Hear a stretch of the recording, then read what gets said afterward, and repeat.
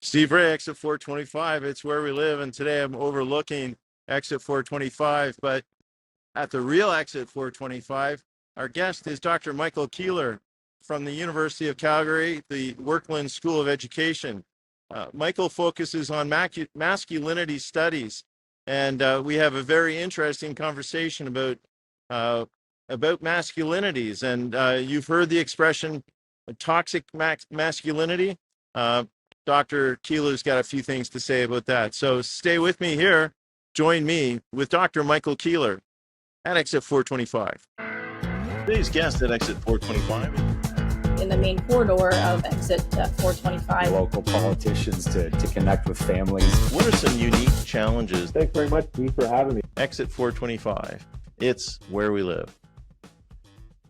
I'm really excited to welcome Dr. Michael Kehler, and I will call him Mike because I've known him for way too long. He is the research chair of masculinity studies and education at the Workland School of Education at the University of Calgary. Mike, thank you so much for meeting me here at exit 425. Yeah, it's my pleasure. Good to see you, and thanks for the invitation. I really appreciate the chance to have this conversation. What are masculinity studies, and at what level are these studies made?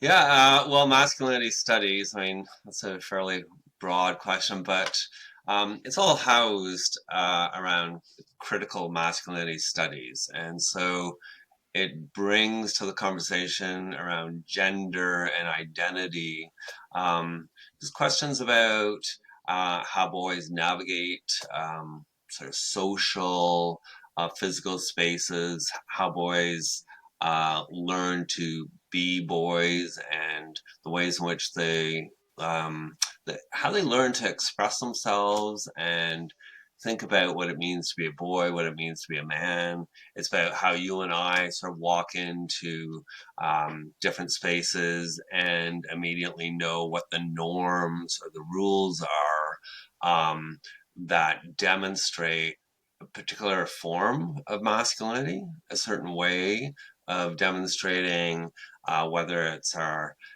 heterosexualized identity, cis hetero masculinity, or whether it's our way of demonstrating a closeness, whether it's another male that it could be our own son, for example, and how we engage with them.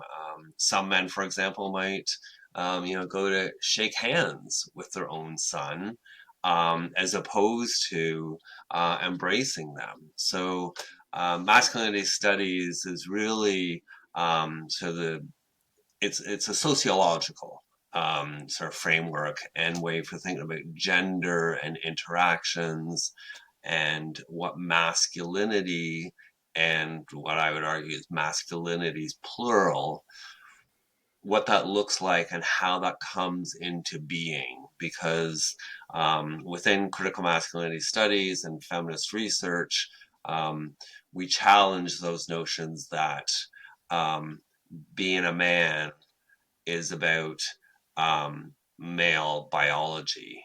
And so we challenge the idea that men are naturally aggressive or men are naturally stoic and non-expressive. So the research demonstrates that in fact our social context has a lot of impact and bears heavily on how we show our forms of masculinities. So broadly spoken, I don't know if that's helpful.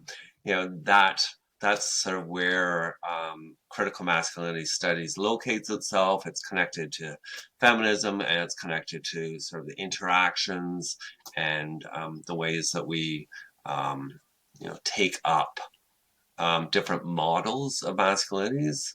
And it's not to say that they don't overlap. It does say, and it sort of speaks to how men and boys choose to be certain kinds of boys. And it's not just by accident, it's intentional and purposeful, the ways that we make these decisions.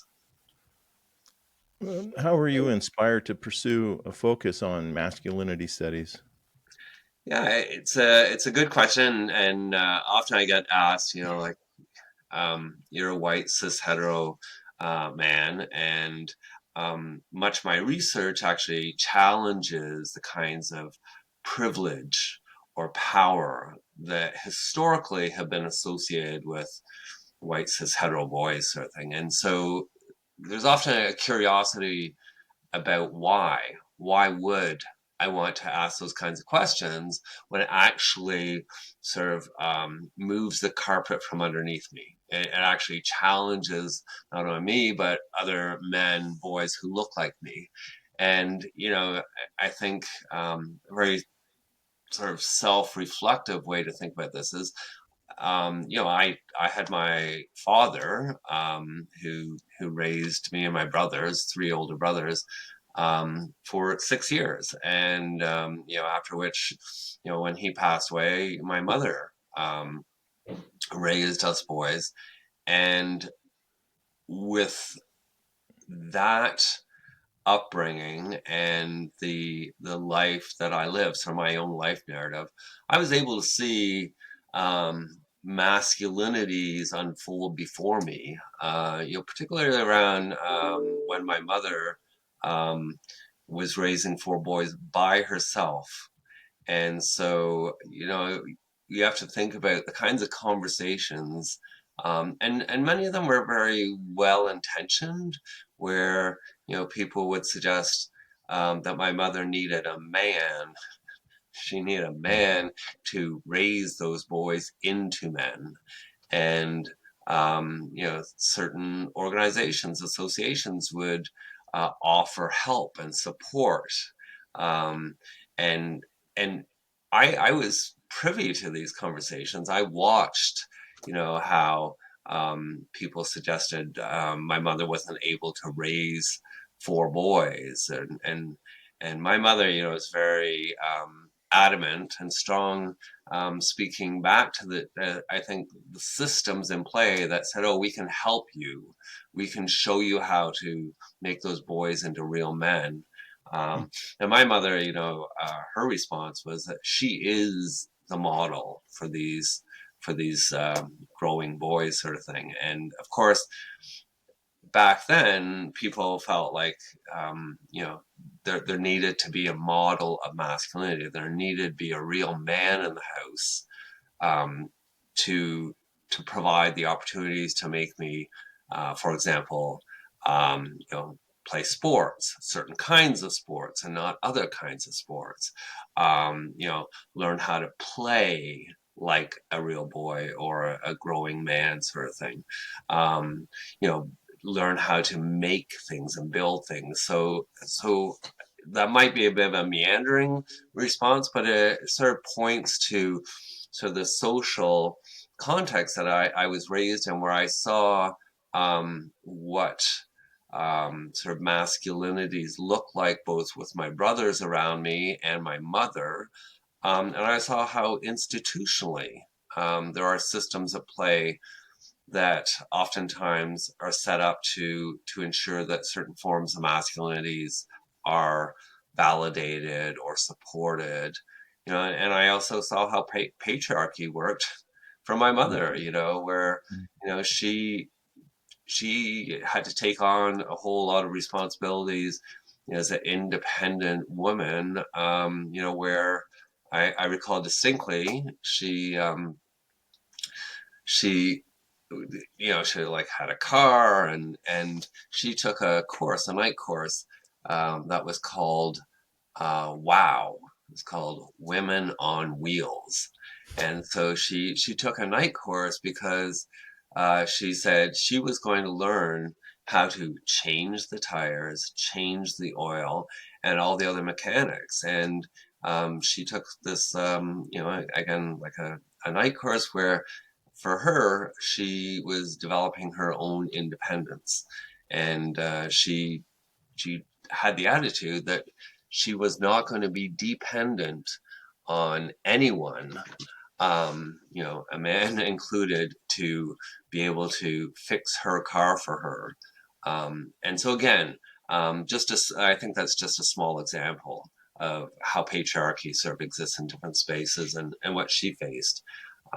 So that's sort of, I would say those are the sort of earlier sort of inklings about how I started to see patriarchy in the everydayness of my life, and different, again, different institutional ways that masculinity manifests itself.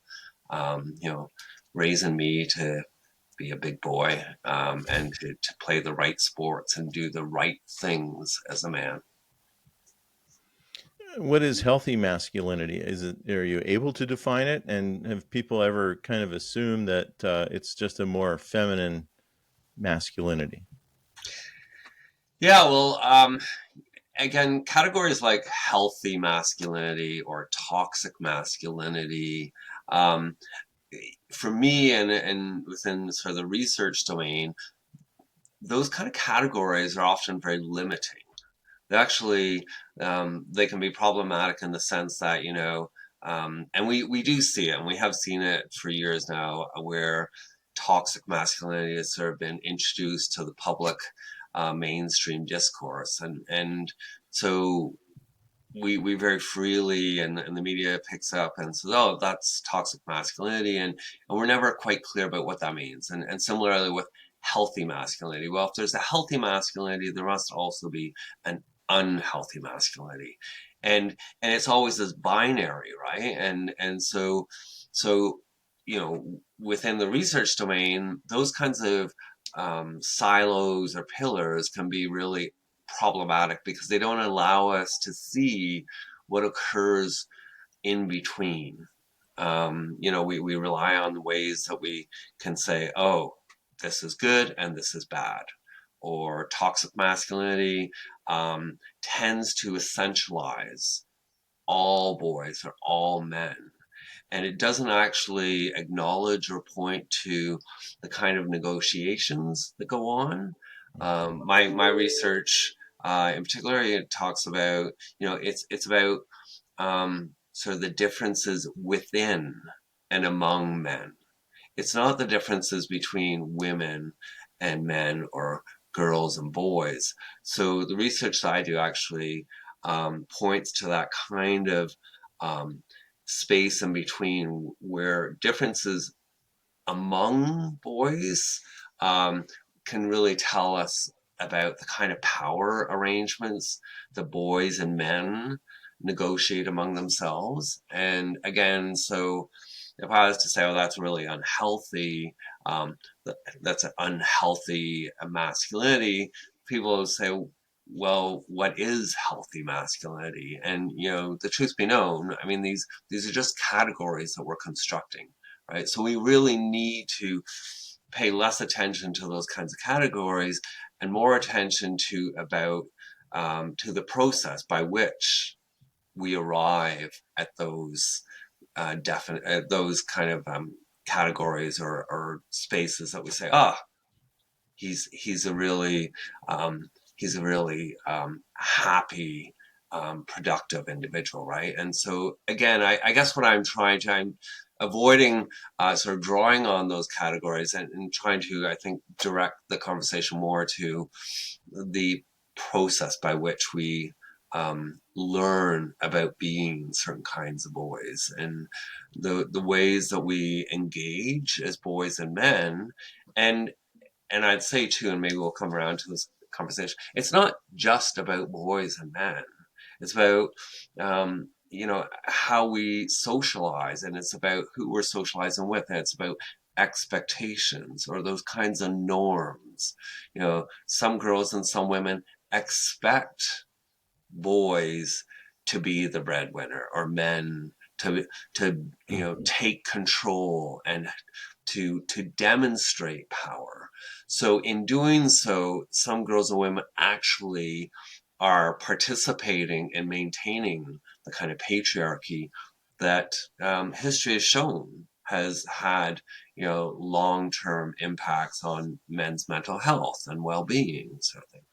So I don't want to stray too far, but I don't know if that helps sort of in terms of those categories.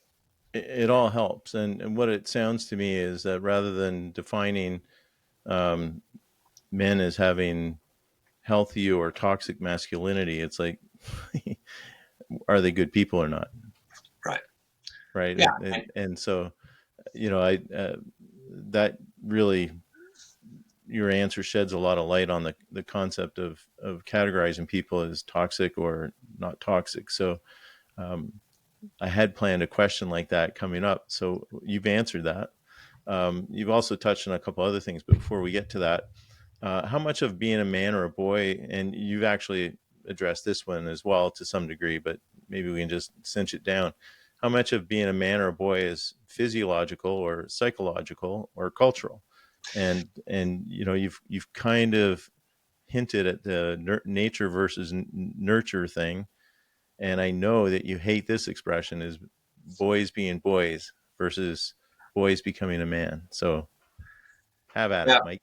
Yeah, that's a great question. And again, like I think these are really helpful, like, as starting points for thinking about some of the long time assumptions we've made about masculinity, um, and we sort of slip between males and females, which reflects on the biology, right? I mean, after, oh, he's so manly. And oh, I want him to grow up to be a real boy, right? And so the emphasis is not on the boy, it's on the realness of it. Or he's so manly, right? And I think what those kinds of expressions, and boys will be boys, those kinds of things, and oftentimes, in teaching, we cast about our teachers, not all teachers, but or the used to cast about, oh, it's the boys' hormones. Oh, it's a full moon, and so we make these allusions to the biology, and as a way of explaining um, boys' rowdiness, right? So, oh, it's a full moon; those boys are out of control, and so we clump them all together, and we oftentimes will say, well, that's just the biology. That's just the way boys are, right? So, again, my research really raises questions, about the biology, and points and draws our attention to the intentional, purposeful ways that boys, and I say boys and men, I mean, boys growing up to be men, the ways in which we um, individually and collectively participate in being particular kinds of boys and men, because we know the rules, we know the um, the kinds of privileges accorded to us as certain kinds of boys and men. Hmm. And so again, the whole thing about the American Psychological Association back in, I want to say it's 2018, they actually came out with new guidelines to support psychologists, for example. So it's the APA guidelines for boys and men, for supporting boys and men. And it was the first time that the Psychological Association acknowledged and developed guidelines to actually show that the socialization, the social context, had a significant bearing on boys and men's attitudes and behaviors. And that was a real turning point, I think, that sort of added on to the past research. They drew heavily on the research to demonstrate, what was it that compelled boys to bully other boys? What kind of currency did those boys get from bullying others? And also, what did it say about the fears, the the uncertainties that some of these boys who are bullies had? What did it say about their own uncertainties? And what does that tell us about why they would belittle other boys, right? To create that hierarchy of masculinities. So I guess what I'm trying to say here is, the socialization process, the ways that we actually learn to become boys and learn to be boys, um, bears heavily and significantly in our homes, in our schools, in those informal spaces, about, where you and I learn about being certain kinds of men in the locker rooms, um, on the fields. We learn in social contexts for example, if you're in a bar, for example, and we learn about what kinds of conversations are legitimate conversation among boys and men, oftentimes associated with certain kinds of sports. Which we learn about the hierarchy of sporty masculinities around is being a swimmer is as valorized as being a football player. What kinds of conversations, for example, within schools, um, gets paid attention to and validated in terms of sport, and what does that tell us about what institutionally we sort of herald and hold up as real masculinity. And so I guess what I'm, again, sort of moving around a little bit, but there are institutional forms of masculinities. And we need to really acknowledge, even in our own homes, for example, about how do we nurture different forms of masculinities. And historically, we have many sort of models, whether it's through social media, um, or through programming, that we learn that, being tough, being working in the fields, or agriculture. I mean, those were the very traditional notions of masculinities, and the different models that we could look to say that's what being a man is. Being the breadwinner, taking control. So there's many models there, and whereas now we fast forward and we are in a current socio-political climate where I would suggest there is some uncertainty. Some men are feeling we need to pull back, we need to reclaim those traditional models of masculinities, and in doing so, we need to reassert our our manhood, right? And so we see that through politics. We see that in conversations where there's this reclamation of I'm tough, I am the man. I think, and I won't go on too long, but even during COVID, for example, I know that's in the rearview mirror, but I mean, we saw some politicians saying we don't need these masks.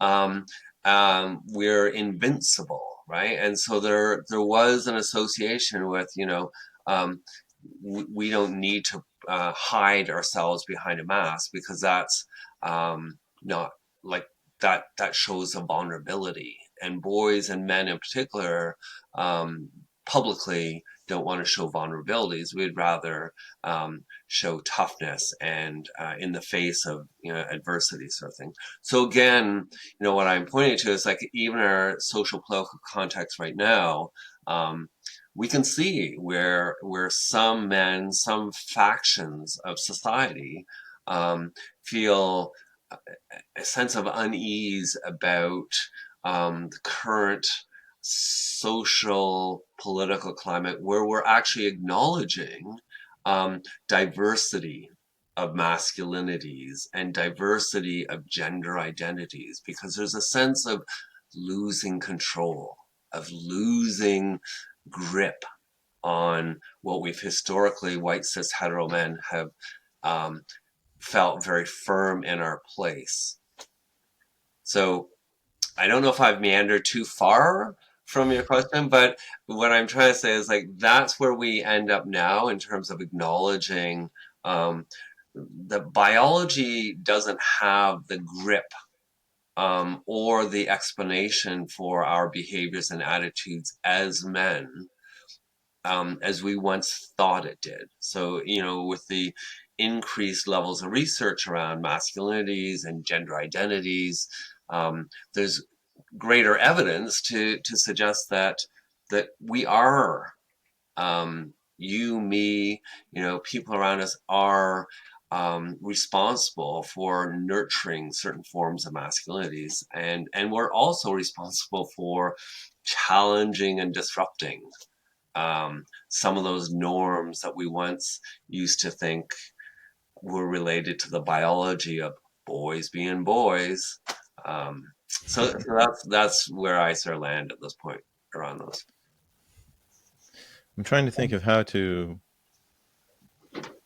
like kind of segue to another area, but I think the message is clear that there's, nurturing can overcome nature. And so, but at the same time, and I'm looking for the question that I thought I had formulated, that, the characteristics that, like toughness doesn't have to be strictly a masculine quality, right? And like it's okay to have a female who's tough. I mean, I'm glad I have a couple females in my family that are pretty tough, and but they have other qualities that balance that, and they use each different quality at different times when it's needed, and so that's what I think you're looking for. And if I was to start to define a healthy masculinity, perhaps, despite the suggestion not to, um, that would be the kind of thing, right? You have all the important qualities that a person should have that you can use when you need it, right? In an appropriate way. Is Yeah, that? no, definitely. I think your point is fact when and you think about girls and women and how quickly, some people say, oh, they're just like really tough, right? And as though that's a bad thing. Whereas what we ought to be saying is like that independence, if I even go back to my mother, so that independence that woman shows should be actually valued. Mhm. And even though it pushes against this historical traditional notion of women and femininity as dependent and passive and reliant, um, you know, we need to acknowledge the fact that we're also teaching our children, are teaching ourselves to be certain ways, right? And there is that um, concern, particularly among parents and educators, about how do children fit in, right? And what if they don't adopt the norms, very traditional norms? What if they don't adopt those norms?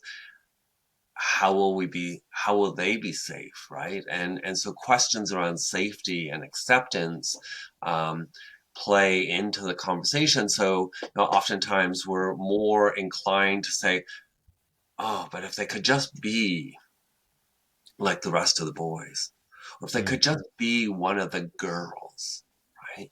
And we do that purposely because uh, the motivation is that we want to sort of protect our children, right? That's also another rhetoric about, and that comes up in current discussions around acknowledging diverse gender identities. We just want to protect our children. We want to keep them safe. Um, Mhm. but what we actually do is usurp, and we take away youth voice by doing so. By not allowing youth to speak up for themselves, right? And so to your point, I mean, the research shows that we really do need to be mindful of sort of ultimately the kind of gender and the ways that a woman or a girl asserts themselves as uber competitive or uber independent sort of thing. It's about renegotiating power And so power has historically been held in the hands of, white men, right? And so in our current social times, and of course this is very context specific. This is very North American, like the research that I do. Occurs here in Canada, and I have some collaborations, between the UK and Australia and so on and so forth. But we are talking about norms that are very specific to North America, right? And so the norms about how men act, the attitudes that men have, sort of thing, right? So again, to your point, yeah, I think we do need to acknowledge these kinds of relationships, and what prevents or what helps us um, accept the fact that however we identify, we can take on different norms and attitudes, and not feel boxed in to those norms that can be unhealthy, can be unproductive, and can have long-term damaging impacts like men and mental health, right? Um, Affecting men's empathy, affecting men's ability to form close relationships um, with whomever they choose to, right? So again, I think we need to also acknowledge, why do we adhere to certain norms and rules, and also, if we were to let go of some of those norms and rules, um, what would the possibilities be available to, for example, men and boys to be unlike the rest of the boys, and and how will that have long-term impacts on some boys and men to live their lives differently, and perhaps, to use your term, healthier lives, more productive lives, and not ones that um, are burdened by unnecessary stress, anxieties, because they're trying to live up to those expectations of being that breadwinner, or being stoic, non-communicative. And in response to that non-communicative comment, I'll say something.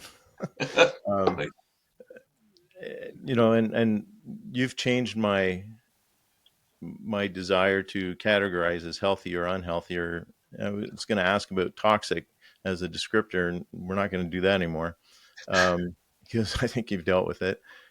But it's going to be like a healthy person as opposed to a healthy masculinity. And most of us can picture a few key things that make someone a healthy person,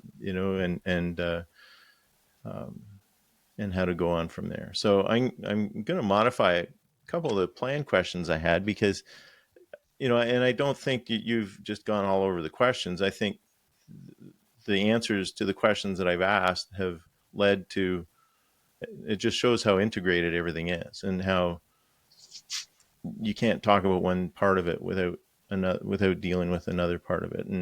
And so um, how do we reach people? I think it's clear that it's not just boys and men that need to get this message and hear this message. That in order to kind of create expectations for healthy people, everybody's got to know what the message is. And so, um, I've kind of answered one of my own questions here, but the key thing is, how do you get the message out? How is that message getting distributed and reaching people?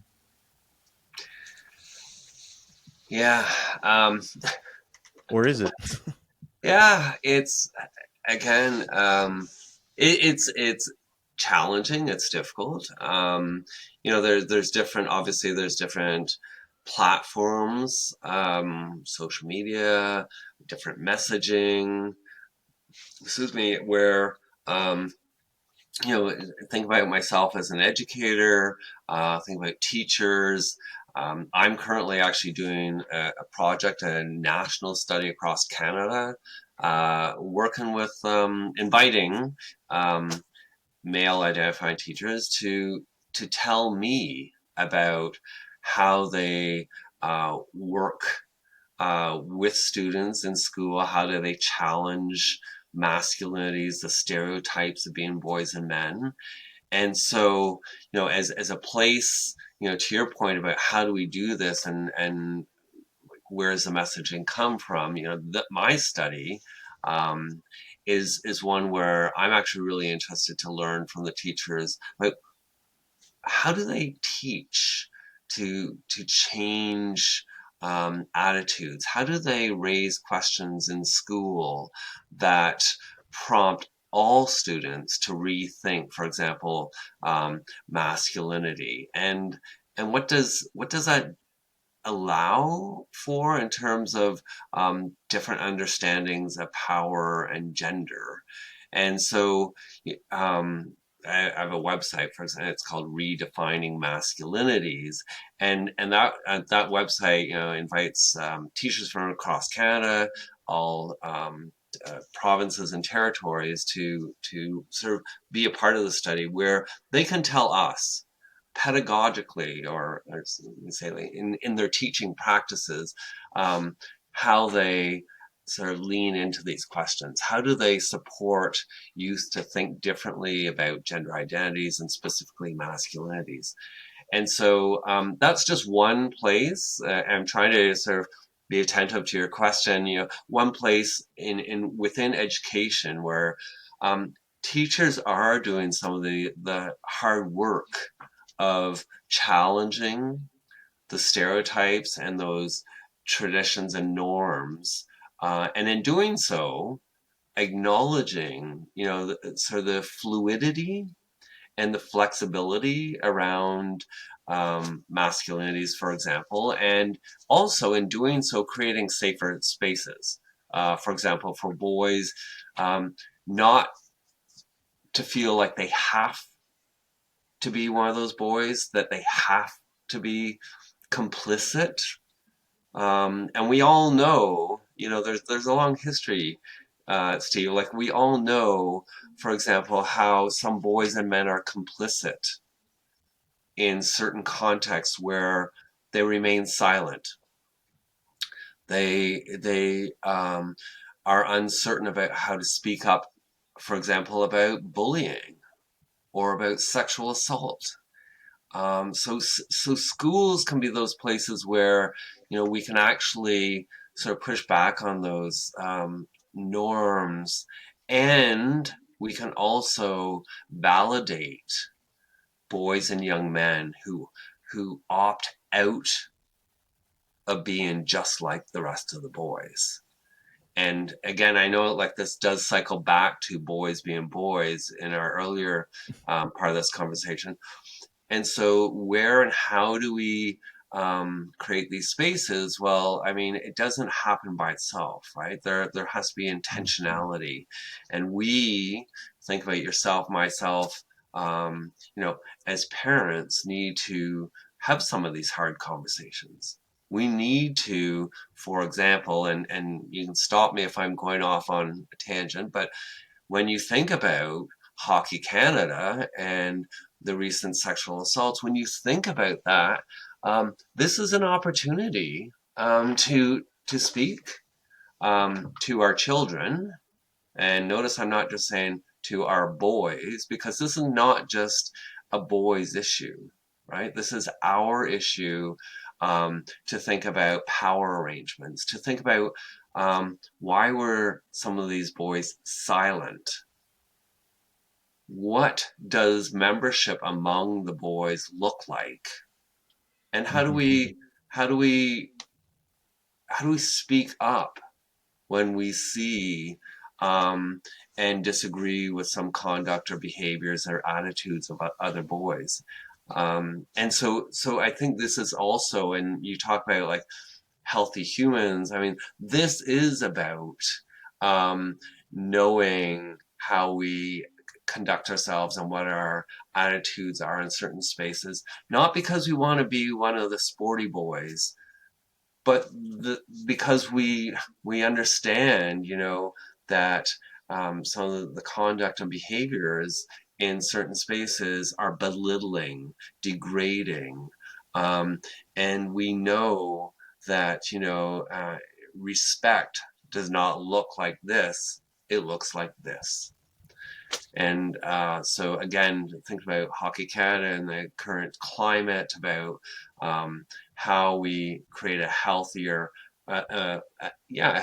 healthier sport culture. And it's not only in hockey; it's in sport culture, right? And it's what we think about, being a real sport is all about, sort of thing. So that I think that's just like one example where, yet another platform, or whether it's in school or in sport, or it's in different social spaces where we have the research and we know sort of what motivates some boys to just want to fit in.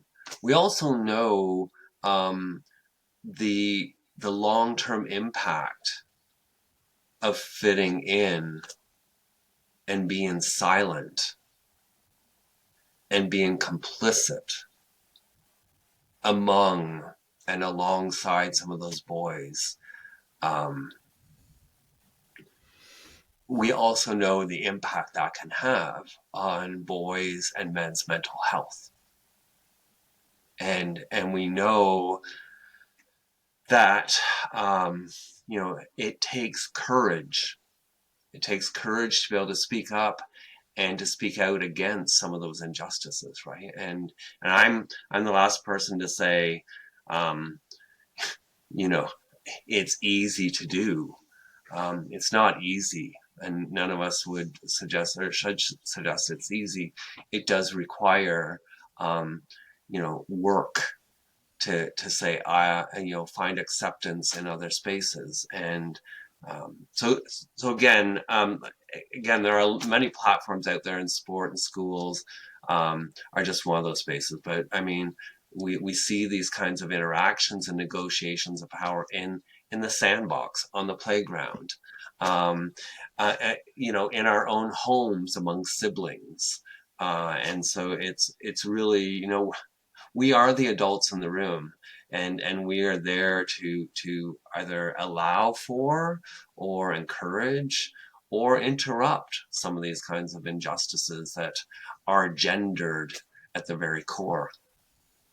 And I think as simple as the courage to interrupt something. And with staff and students in my previous existence as a high school administrator, I often use the example of floss and plaque. And this is what I did.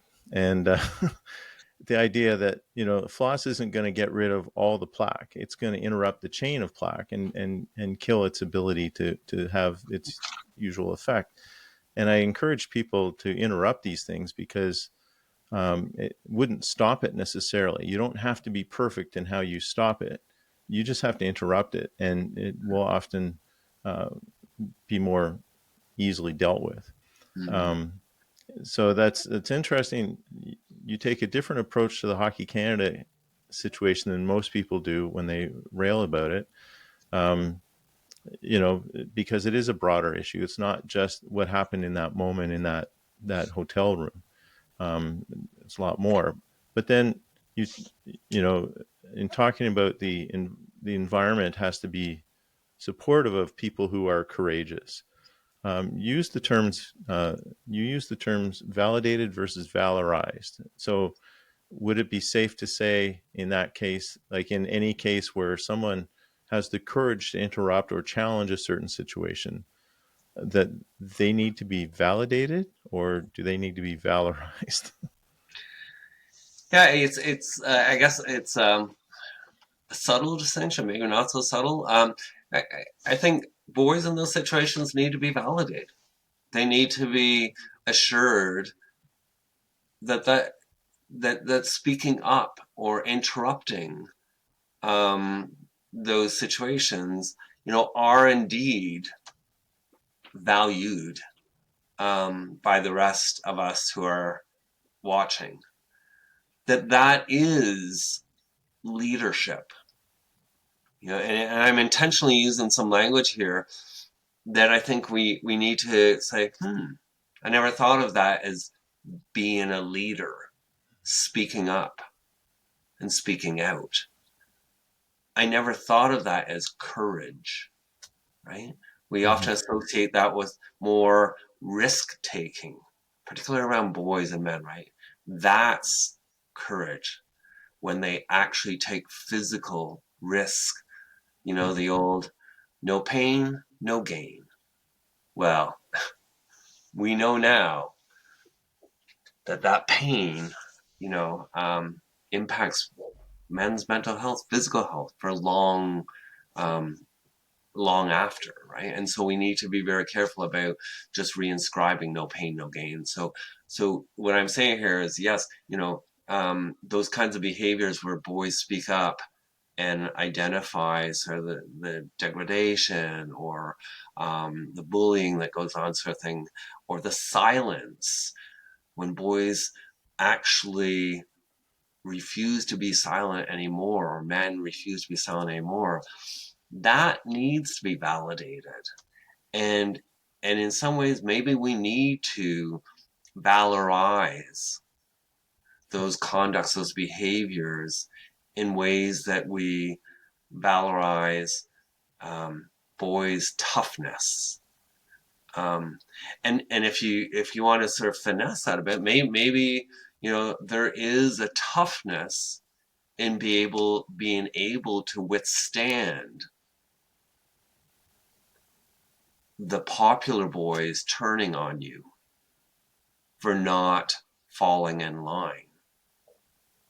I don't know if that makes sense, but to actually, right, you know, and that does require character for some boys and men to say, I will not be complicit in this conversation anymore.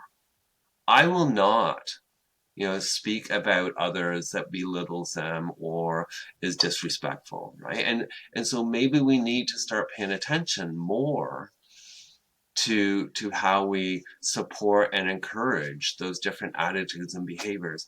It's much easier for us to default, you know, to boys being boys, and we can't change them.